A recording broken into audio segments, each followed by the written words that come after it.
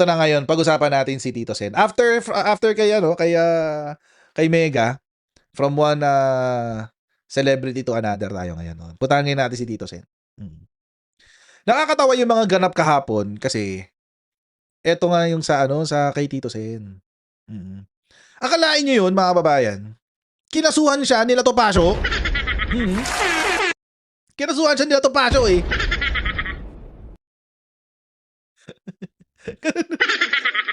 parang napaisip tuloy ako. Ano bang ginagawa ni Topacio sa isang buong maghapon? May ginagawa pa ba to? Ba't parang bored na bored siya sa buhay? Pero hindi. Kidding aside, meron dong mas malalim na dahilan kung bakit ginawa yan ni Topacio. Mamaya papakita ko sa inyo kung ano yung mas malalim na dahilan. Pero ito yung naganap nga kahapon. Nag-file sila ng kaso laban kay Tito Sotto, kay SP Tito Sotto of indirect contempt. Contempt, mga kababayan, ay to put it simply, it is pambabastos sa korte. Pambabastos sa korte. Indirect kasi wala sila sa loob ng courtroom nung nangyari. Nasa labas sila ng courtroom. Kaya indirect. Direct contempt kapag nasa loob ka ng court, binastos mo yung judge, binastos mo yung mga ibang officers of the court, etc., minura mo, whatever. Direct contempt yun. Madidetain ka doon, guys. Madidetain ka doon. Oo. Nagsinungaling ka sa judge, yan, direct contempt yan. Meron akong nagkwento yung isa kong professor na direct contempt na siya. Oo. Isang araw siyang nakadetain sa city jail. Isang buong maghapon. Anyway. Oo. So, ganun yun. Oo. So ito naman ang kinaso nila Topacio, indirect contempt. Pambabastos sa korte. Ang sabi. Ayan. Ang sabi sa balita. Ano nga natin? Print view. Ayan. Several lawyers on Friday asked the Supreme Court to cite Senate President Vicente Tito Sotto III for indirect contempt over his criticisms following the SU ruling of the articles of impeachment filed against Vice President Sara Duterte. Siyempre, kailangan niyang gawin yan. Para po sa amin ay yung pong public statements si SP Sotto, all due respect to him, ay lumalampas na po sa legitimate commentary at ito po ay nagtatransgress na ito sa territory of statements that tend to destroy the credibility, undermine the faith of the people in the Supreme Court. Actually, mga kababayan, I think si SP Tito Sotto just verbalized what the people are already feeling. Tagalog. Sinabi lang ni SP Tito Sotto yung nararamdaman ng karamihan.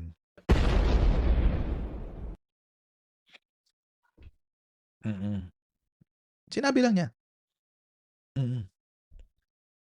Sabi pa ni ang basis daw nila ay nagkaroon ng judicial legislation, okay?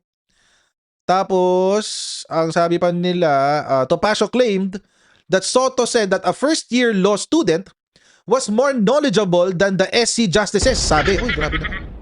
He also pointed out Sotto's remarks that the Constitution was amended. Yun ang sinabi. Okay. Tanong. Sinabi ba talaga ni SP Tito Sotto yan? Ito. Na mas magaling pa raw ang mga first-year law students kaysa sa mga justices ng Korte Suprema. Hindi ho. Hindi ho yan ang sinabi niya.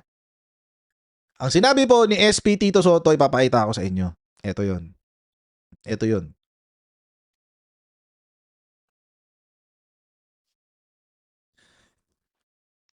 Ayan, the Constitution had just been amended and unconstitutionally through Supreme Court overreach. It will take decades of retirements to correct this misinterpretation. When the law is clear, there is nothing to interpret, as any first-year law student knows.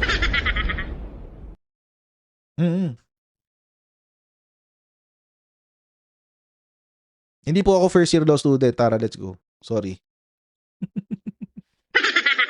Anyway. Oo. Sinabi ba niya na mas magaling ang mga first-year law student sa mga Supreme Court justices? No. He stated a fact. Bakit to first-year law student? Kasi sa first year, first sem, pinag-aaralan ang statutory construction. o ang pag-i-interpret ng batas? Di ba, Ken Reyes? First year ka, di ba? First year law student. First year, first sem, di ba? Statutory construction. Statutory construction, no, pinag-aaralan yan, first year, first sem. Kasabay niya, Consti 1, Crim Law 1. O yan, yung mga kasabay niya, yung mga major subject ng first year, first sem.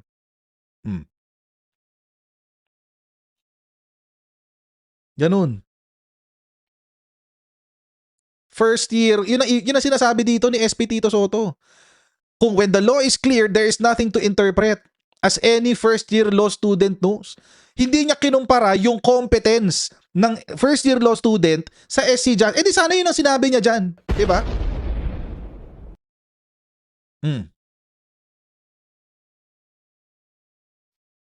Basic yan. And eto mga kababayan, this is a statement of fact. The golden rule, canons of statutory construction. The golden rule. The literal rule itself acknowledges that it is not a complete rule in the sense that blah blah blah. As the rule itself, blah blah blah. Ito. When the statutory provision is clear, plain, or free from some ambiguity or absurdity. Hindi ka na mag-i-interpret. Basahin mo na lang as is. Pag malinaw siya, hindi siya ambiguous, interpret mo siya as is. So kapag sinabi na session days, you interpret it as session days, not calendar days. Yun yung nakasulat sa Constitution eh. Diba? It is a statement of fact, kung tutuusin. Walang sinabi si SP Tito Soto na mas magaling ang law students kaysa sa justices. He just stated a fact. He just stated a rule in statutory construction that is being taught to first year students. Correct, Andrew Santiago. Pag sinabing forthwith, mabilisan. Hindi yung i-delay mo ng 5 months. Actually, may interpretation na nga ang Supreme Court dun eh. Pag sinabi ng forthwith, the impeachment should proceed on the next available session. So let's say naka-break ngayon, 2 weeks pa ang balik. O after 2 weeks, dapat mag-session na kayo. Eh kay Chis Escudero, hindi. Nag-intay siya ng 5 buwan.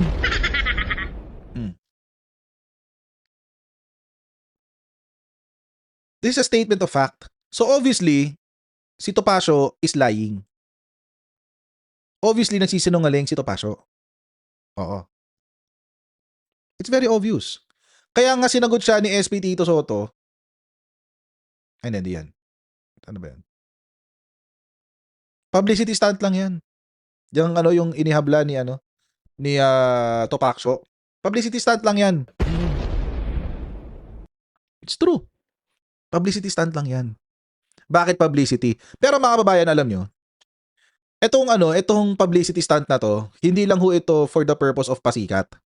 Ang publicity stunt na to ay may anggulo ng harassment.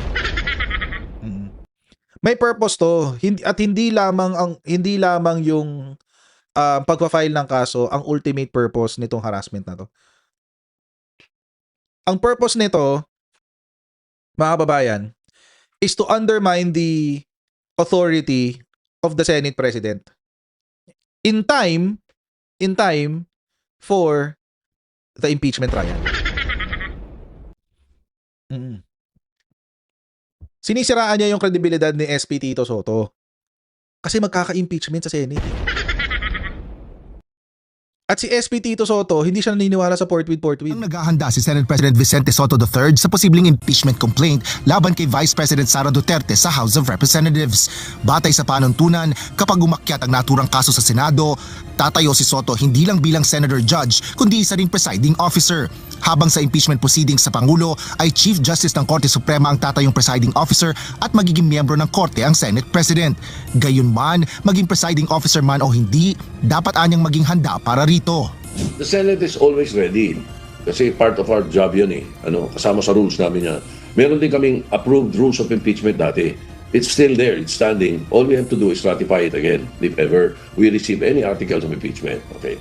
Para sa akin concern naman, I am being briefed by some justices friends because I would want to concentrate on how to be the presiding officer of an impeachment court pagdating sa rules of evidence at saka sa rules on criminal procedures. Yun ang pinakamahalaga sa impeachment eh. Kung matutuloy man na maiakyat ang impeachment case sa Senado, nangangamba si Soto na mapabayaan ang dapat na inaasikaso nila, partikular na ang mga panukalang batas. Bunsod nito, may plano na rin ito sa schedule ng mga dapat gawin sa Senado sakaling magsabay ang impeachment proceedings. Basta nagkaroon ng impeachment ang karating sa amin, ang isasuggest ko sa aming mga kasama na I'm sure papayag naman sila is pag umaga, Monday, Tuesday, Wednesday, ang Senate legislative work, 9 a.m. to 1 p.m. Ganun din naman yung Monday, Tuesday, Wednesday namin talaga. And then most probably, I would suggest that we do Monday to Friday from 3 p.m. up sa impeachment court. Bagaman mahirap anyang tansyahin kung kailan matatapos ang impeachment proceedings sa Senado, binigyan diin ni Soto na hindi ito pwedeng patagalin. Kailangan anyang matapos ito sa lalong madaling panahon dahil unfair o hindi ito patas para sa publiko maging sa inaakusahang individual. Asher Kadapan. Di ba? Kasi kay SP Tito Soto, magtutuloy-tuloy ang impeachment. Ano ba yung elemento? By the way, mga kababayan, bibigyan ko kayo ng halimbawa ng indirect contempt na tinuluyan ng Korte Suprema. Indirect contempt, tinuluyan talaga nila. Ito, papakita ko sa inyo. Supreme Court finds Lorraine Badoy guilty of indirect contempt for attacks against judge. Warns online influencers to verify truthfulness of posts. Mga kasama pala nila yung mahusay sa indirect contempt. Supreme. Nagbayad na ba to si Lorraine Badoy? Nagbayad na ba siya sa judge? Alam ko may exemplary damages to eh. Oo. Yan ang alam ko eh. February 29, 2024. Ang decision. Anong sabi? Guilty of indirect contempt of court for statements she made online attacking Judge Marlo A. Magdosa Malagar of the RTC Manila Branch 19. See? Di ka tago sa US si Badoy? Grabe. Tago-taguan na lang eh, no? Tago-taguan na lang. US citizen ba siya? Anyway. Ano ba kasing ginawa niya? September 21, 2022, dinismiss ni Judge Malagar, Magdosa Malagar, yung kaso ng CPP-NPA. Dinismiss nga. Tapos, ang ginawa nito ni Badoy, inatake si Judge. Okay. At the time, mga kababayan, kinakampihan ko pa sila kasi kailan pa to? 2022? Magkakasundo pa mga DDS niyan eh, tsaka mga pro-admin eh. Oo. So, ang ginawa niya, inatake niya yung judge.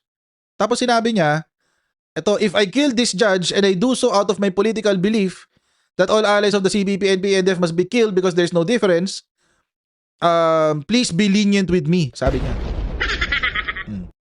Tapos nag-post pa yung judge daw is a friend of terrorists, unprincipled and rotten, etc. etc.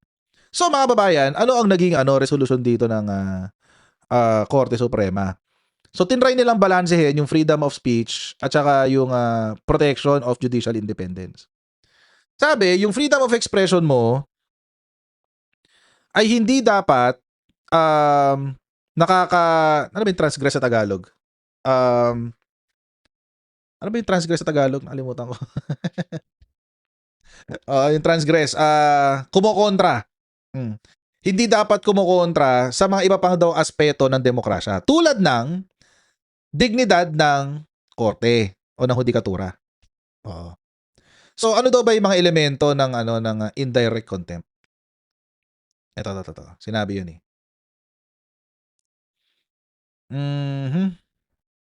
Saan indirect contempt? Andito yun ah. Ito. Indirect contempt involves, number 1, actions. So may mga actions committed not within the presence of the court, including improper conduct tending directly or indirectly to impede, obstruct, or degrade the administration of justice. Ibig sabihin, sinisiraan mo yung korte. Na ang resulta nito, hindi pagkakatiwalaan yung decision, mapipigilan yung implementasyon nito. Yan. Yung pagsuntok ni Sara Duterte doon sa sa sheriff ng korte, That's indirect contempt. Actually, direct contempt pa nga yun eh. Oo. Kasi obstruction yun.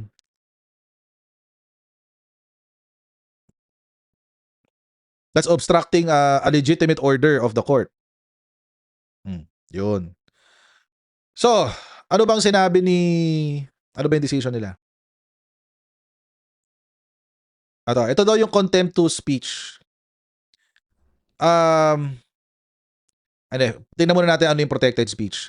Ano ba yung protected free speech? Ito ang sabi ng Supreme Court. Letter A, dapat may good faith at walang mali siya. So, isabihin, hindi libelous at may good faith. Number 2, it is fair and true reporting of a proceeding or any of its incidents, or it is a fair commentary on matters of public interest. Ngayon, mga kababayan, ang tanong. Lahat ba ng nakikita nyong ito, isa-isahin natin ha, yung sinabi ba ni SP Tito Sotto ay may mali siya? May mali siya. Siniraan ba niya ang Korte Suprema? Hindi. Siniraan ba niya ang mga justices? Hindi. Sinabihan ba niya na binayaran ng mga justices para magdesisyon ng ganyan? Hindi. Wala. Wala kayong makikita. It is a statement of fact. Gamitin natin yung elemento ng Supreme Court kasi sila yung nagdesisyon na ito eh. Sila yung nagsabi na dapat ganito ang protected speech eh. Pangalawa, it is a fair and true reporting of a proceeding or any of its incidents. Meron bang inimbento dyan? Si SP Tito Sotto. Inimbento ba niya yung decision ng Korte Suprema? Hindi. May opinion siya sa decision? Oo. Tulad ng impeachment is now an impossible dream. That's his opinion. But does it have malice? No. The decision is a clear judicial legislation. It's an opinion. But is it mentioned with malice? No. Kaya nga, hanggang sa huli, it is a fair commentary on matters of public interest. Pag sinabi na it is a sad day for constitutional law students and professors, it is a commentary. And it is a fair commentary. Ngayon, mga babayan, ito ngayon na magiging epekto niyan kung halimbawa sinabi ng Supreme Court, oo, itong nangyari na to ay pwedeng contempt, indirect contempt. Ay, ibig sabihin, bawal na i-criticize ang Supreme Court? Parang naniniwala ako na hindi magdidesisyon ng ganyan ng Korte Suprema. Tsaka mga kababayan, kung ganyan, kung totoo to, ito ay contemptible, dapat kinasuhan din pala. Etong nawala yung post. Ay, sarap. Ito. Nawala yung hinanap ko kanina. Baka ito yun. Ayan. Dapat kinasuhan na rin pala. Etong si Dean Mel Santa Maria. Kasi kinukontra niya yung SC decision. Dapat kinasuhan din. Etong si Father Ranhilio Calangan Aquino. Sumulat pa siya ng article sa Manila Times noong February 1 tungkol sa judicial review. Ito pa, nag-comment din siya tungkol dun sa kaso ni Tito Sotto. Kailan pa raw naging contempt ang pag-criticize ng judgment ng Korte Suprema? So dapat i-contempt din pala si Ranhilio Aquino. Din naman siya ng San Beda Law.